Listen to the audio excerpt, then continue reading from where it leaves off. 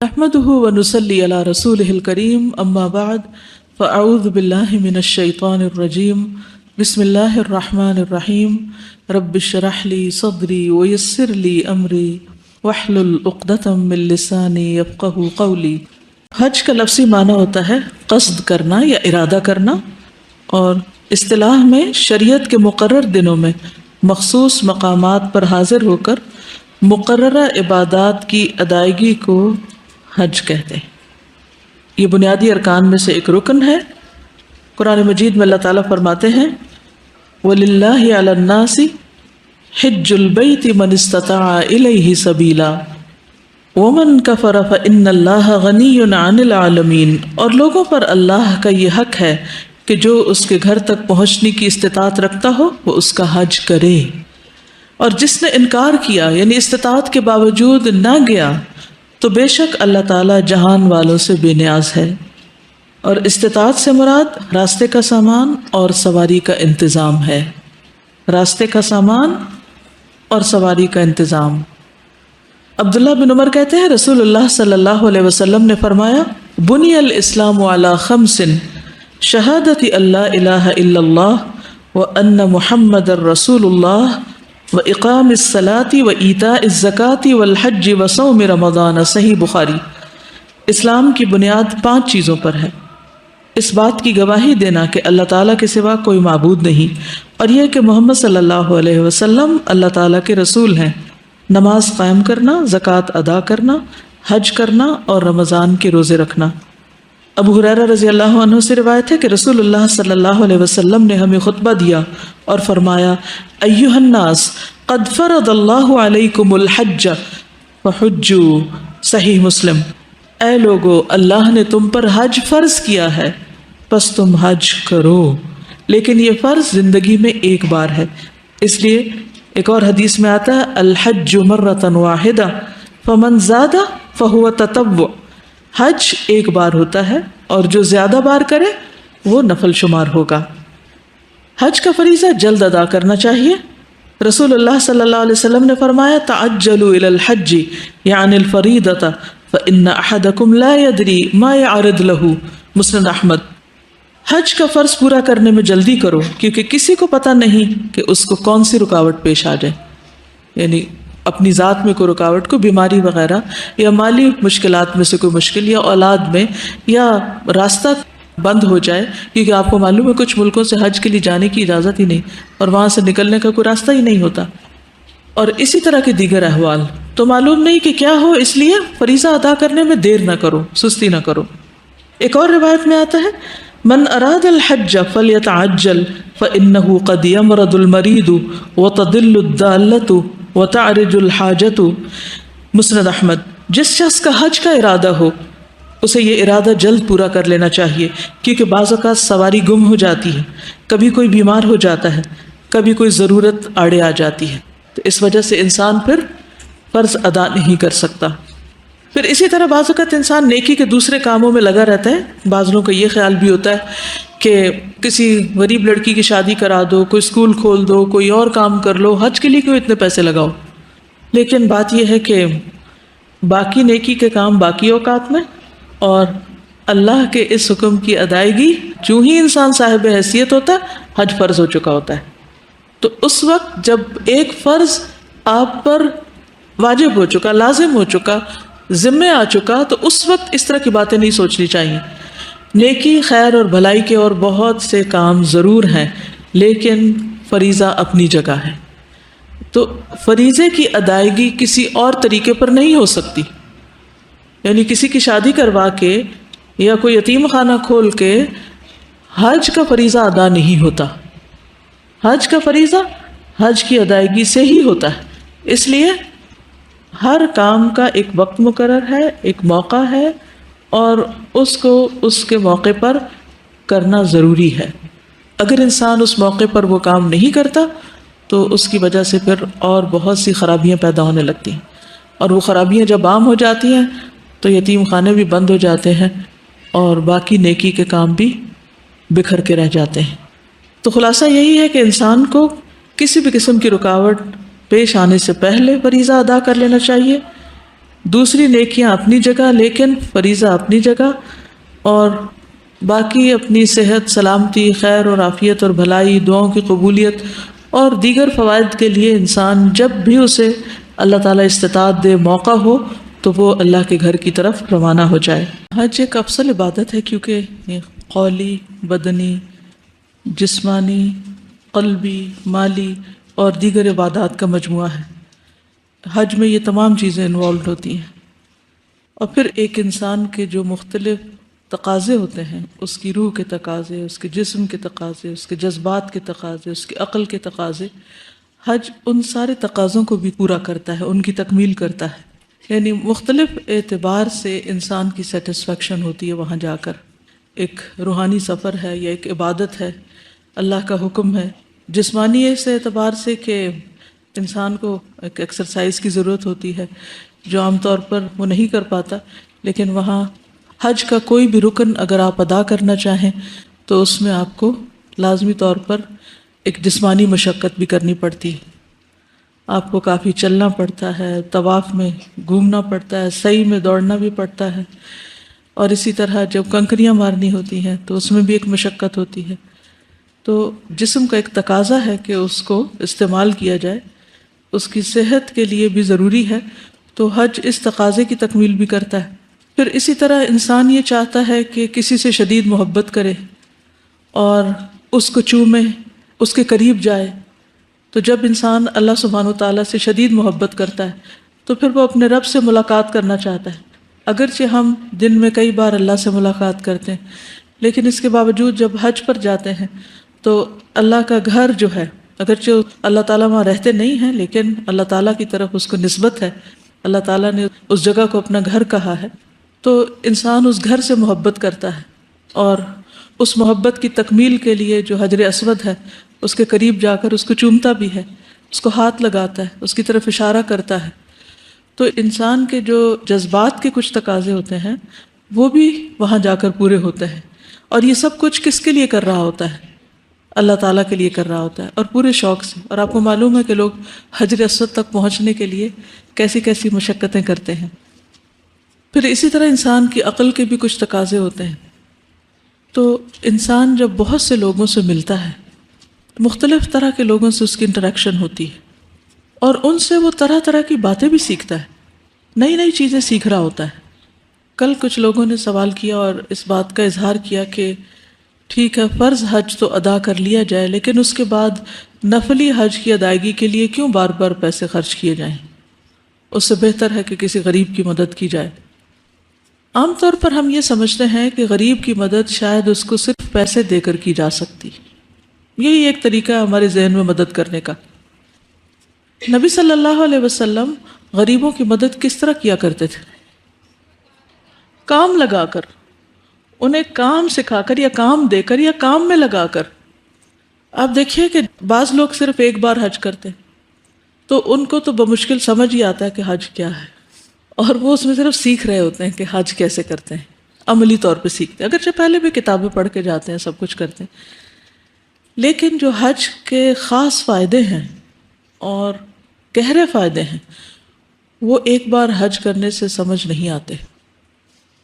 جو لوگ بار بار جاتے ہیں، جن کو اللہ سبحانہ وتعالیٰ توفیق دیتا ہے یا ان کو بلاتا ہے یا ان کی خاص مدد کرتا ہے کہ اس کے گھر تک پہنچیں، تو وہ مختلف طریقوں سے کئی ایک نئی چیزیں سیکھتے ہیں، اور بار بار جیسے رمضان میں بھی عمرے پر جانے کا الحمدللہ اتفاق ہوا، تو اس میں بھی میں نے دیکھا کہ خصوصاً مرد حضرات بزنس کی بہت باتیں کرتے ہیں وہاں، اور وہ بزنس صرف ایک ملک کے آئے ہوئے لوگ نہیں بلکہ آپس میں بہت انٹریکشن ہوتا ہے، کیونکہ اللہ سبحانہ وتعالیٰ نے حج کے موقع پر اس کی اجازت بھی دی ہے کہ اللہ کا فضل تلاش کرو، اس میں کوئی ممانعت نہیں۔ اس لیے کچھ لوگ مستقل طور پر ہر سال جاتے ہیں، یا عمرے پہ جاتے ہیں یا حج پہ جاتے ہیں، اور عموماً یہ بزنس کمیونٹی ہوتی ہے۔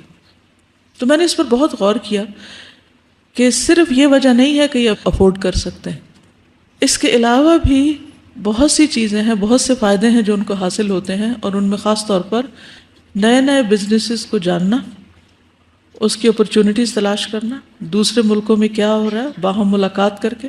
اب دیکھیے کہ ایک تو یہ ہے کہ انسان خاص طور پر ایک بزنس ٹرپ لگائے کسی ملک کا، اب اس میں کئی مشکلات بھی ہوتی ہیں، بعض اوقات ویزا نہیں ملتا، بعض اوقات وہاں جا کر انسان ایسے لوگوں سے مل نہیں پاتا، جان پہچان نہیں ہوتی۔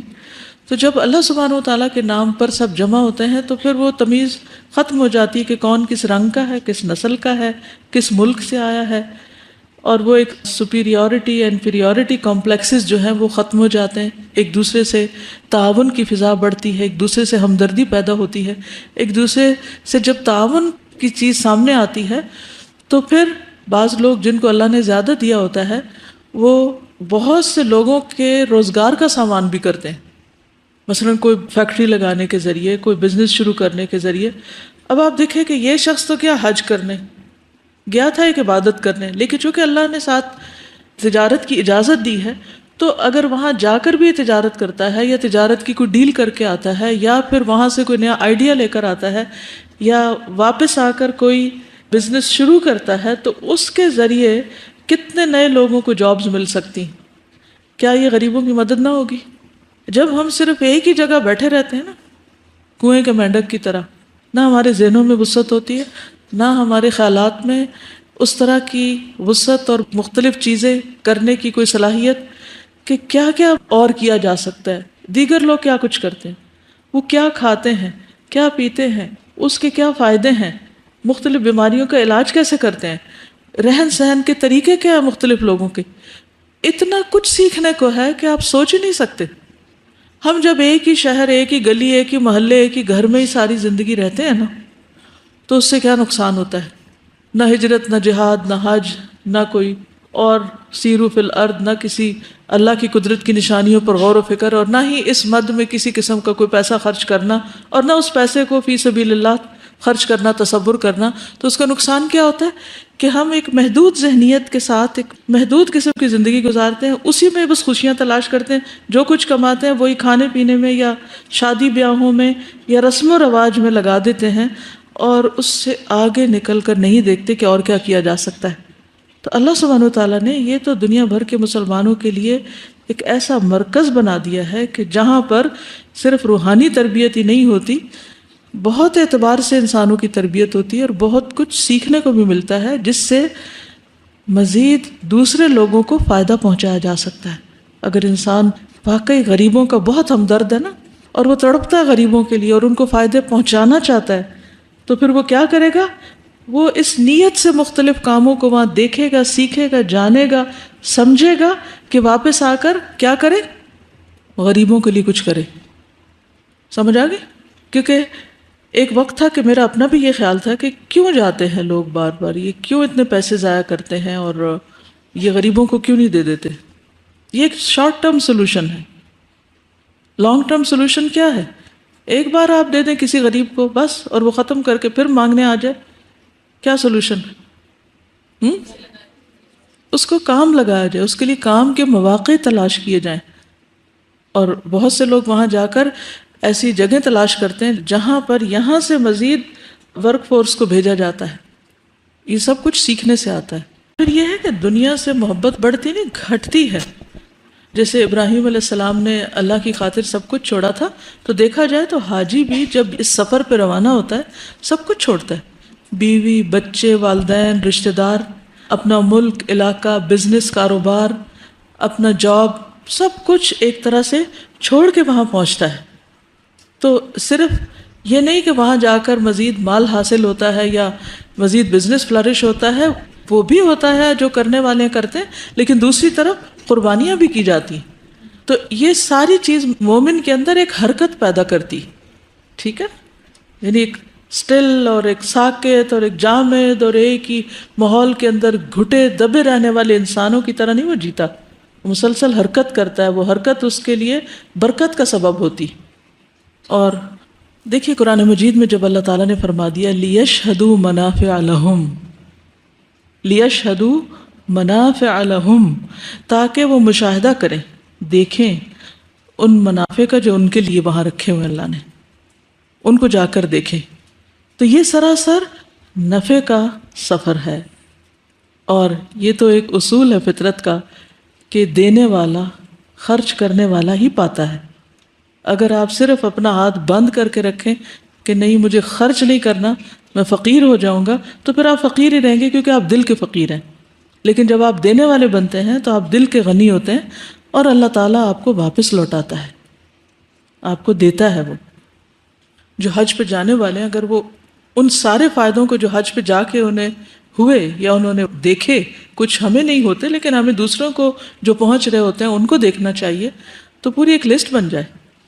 اس لیے یہ کہنا کہ یہ لوگ اپنی مرضی کی حدیثیں بیان کر دیتے ہیں یا پڑھ لیتے ہیں یا لکھ لیتے ہیں، ایسی بات نہیں۔ سب سے پہلی چیز یہ ہے کہ ہمیں اللہ کے رسول صلی اللہ علیہ وسلم کی ہر بات پر پکا یقین اور ایمان ہونا چاہیے کہ اگر آپ نے فرمایا پے در پے حج اور عمرہ فقر دور کرتا ہے، تو پھر وہ یقیناً دور کرتا ہے، یقیناً دور کرتا ہے، کیونکہ آپ کی بات جھوٹی نہیں ہو سکتی، غلط نہیں ہو سکتی، اس میں شک نہیں کیا جا سکتا۔ ہماری اپروچ غلط ہو سکتی ہے لیکن وہ غلط نہیں۔ ایک اور چیز یہ کہ حج کی اہمیت کا اندازہ اس بات سے بھی لگایا جا سکتا ہے کہ قرآن مجید میں ایک سورت کا نام بھی الحج ہے۔ نبی صلی اللہ علیہ وسلم نے جو حج کیا اس کو حجۃ الوداع کے علاوہ حجۃ الاسلام اور حجۃ البلاغ بھی کہا جاتا ہے، کیونکہ وہ پہلا حج تھا جو دور اسلام میں ہوا صحیح طریقے کے مطابق۔ اور حجۃ البلاغ اس لیے کہ آپ نے وہ تمام پیغامات پہنچا دیے جو اللہ سبحانہ وتعالیٰ نے آپ کو پہنچانے کے لیے کہا تھا۔ حجۃ الوداع کے موقع پر آپ نے خطبے میں فرمایا تھا الا هل بلغت، کہ سنو لوگوں کیا میں نے بات پہنچا دی؟ تو لوگوں نے اس کی گواہی دی تھی، اس لیے اس کو حجۃ البلاغ بھی کہا جاتا ہے۔ ایک سوال ہے میرا آپ سے کہ کیا حج کے لیے استخارہ کرنا چاہیے؟ کیوں؟ جی، فرض کی ادائیگی کے لیے استخارہ نہیں کرتے۔ مثلا رمضان آ چکا ہے اور آپ استخارہ کر رہے ہیں کہ میں روزے رکھوں کہ نہ، ظہر کی نماز کا وقت آنے والا ہے اور آپ کہیں کہ میں ذرا استخارہ کر لوں کہ میں یہ نماز پڑھوں کہ نہ، تو اس لیے حج جب فرض ہو جائے تو فوری طور پر فریضے کی ادائیگی کے لیے دوڑنا چاہیے، کیونکہ قرآن مجید میں اللہ تعالیٰ فرماتے ہیں فاستبقوا الخیرات، کیا کرو؟ نیکیوں میں دوڑ لگاؤ، نیکیوں میں سبقت کرو۔ اللہ تعالیٰ کا ارشاد ہے سارعوا الی مغفرۃ من ربکم وجنۃ عرضها السماوات والارض اعدت للمتقین۔ سارعوا، کیا معنی ہے سارعوا؟ تیز چلو، دوڑو، کہاں؟ کس طرف؟ الی مغفرۃ من ربکم، اپنے رب کی بخشش کی طرف۔ تو حج کا سفر بخشش کا سفر ہے، تو اس سفر کی طرف دوڑو۔ وجنت، اور حج مبرور کی جزا کیا ہے؟ جنت، عرضها السماوات والارض، جس کی وسعت آسمان و زمین برابر ہے۔ تو گویا حج کے لیے نکلنا مغفرت کے لیے نکلنا ہے، جنت کے راستے پر نکلنا ہے، اس لیے شوق سے نکلنا چاہیے۔ اور جو شخص نہ نکلے اس کا ایمان بھی خطرے میں ہے، یعنی جہاں ایک طرف حج کے لیے جانا فائدہ مند ہے، وہاں دوسری طرف فرض ہونے کی شکل میں حج کے لیے نہ نکلنا انسان کے لیے نقصان دہ ہے۔ عمر بن خطاب کہتے ہیں کہ میں نے ارادہ کیا کہ کچھ آدمیوں کو شہر میں بھیجوں، وہ تحقیق کریں کہ جن لوگوں کو حج کی طاقت ہے اور انہوں نے حج نہیں کیا ان پر جزیہ مقرر کر دیں۔ ایسے لوگ مسلمان نہیں، ایسے لوگ مسلمان نہیں، یعنی جو استطاعت رکھنے کے باوجود نہیں جا رہے۔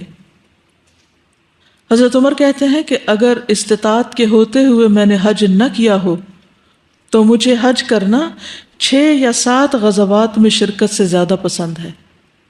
یعنی اگر میری استطاعت ہے اور حج سامنے آ گیا ہے اور دوسری طرف غزوے پہ جانے کا وقت ہے تو میں حج کے لیے جانا چاہوں گا۔